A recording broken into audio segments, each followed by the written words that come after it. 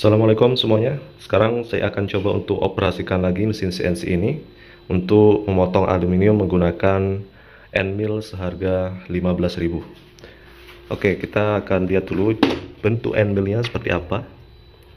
Oke, ini yang masih baru ya, belum saya pakai. Ini tulisannya 2 float 3 mili untuk matanya. Tapi ini cuman tulisan ya guys, sama kayak ini. Tapi sebenarnya aslinya ini 6 seng, matanya 3 mili dan dia 4 float guys. Matanya ada 4 di sini.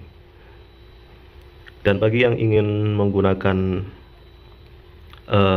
end mill kayak gini, seng kayak gini, maka jangan lupa untuk membeli collet ya. Di sini saya beli satu paket, ada mulai dari 1 mili sampai 7, paling besar itu 7 mili ya, biar saya bisa menggunakan end mill yang ukurannya macam-macam ya.